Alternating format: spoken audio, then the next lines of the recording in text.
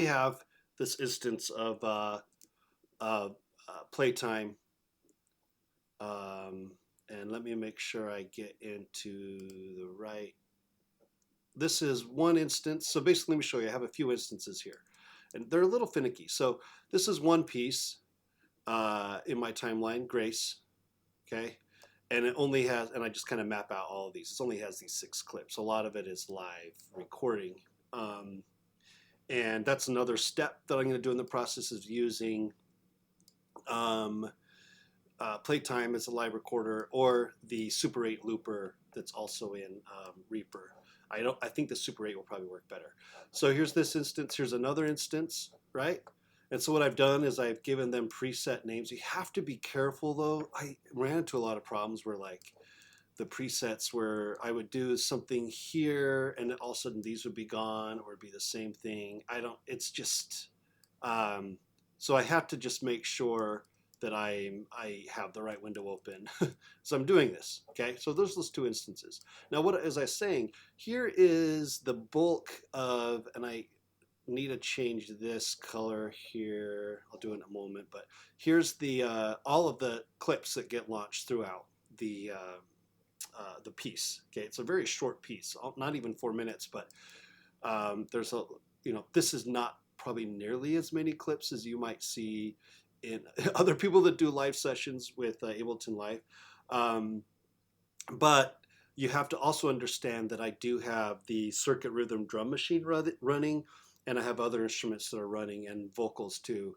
And some of those, I have my Mini Freak, my Circuit Rhythm, my vocals, and a kalimba all running into a mixer with some pedals. So this is just the clip aspect, the things that are hard to create in real time, obviously. Okay, so all I did here was I would just right click, and I made sure I went right to my files, fill with the file. I went to the actual clip files that were from the original mix and also using the performance. And I have a whole way that I categorize these, but I went here and I would click on that, and then I would just basically put it into here, okay? And the other thing, right after that, what I would do is I'd right click and I would make sure, this is a thing that's pretty cool, item properties. I would make sure that my playback rate is at 1, right? Sometimes it tweaks it a little bit. You can, obviously, in hindsight, it's easier to just, when you export or when you render out audio in Reaper, you take tempo with it as well, and especially if your tempos are consistent across the board. So for example, this piece is in 65. It's in 65 everywhere, every single version I've done of it. So that means all of these are going to be in 65. But I just double checked to make sure they are doing that. So basically, I just grouped them all out. So what this means, similar to Ableton Live, so everything that if you have a group here, these cannot be played simultaneously. So columns, not simultaneous. Rows can be simultaneous.